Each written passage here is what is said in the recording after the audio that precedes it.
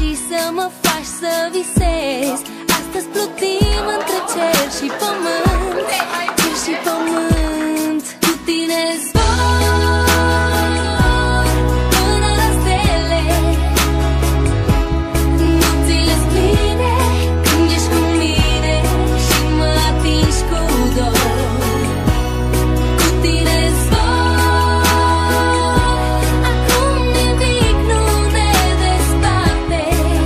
Te-am căutat neîncetat toată viața mea.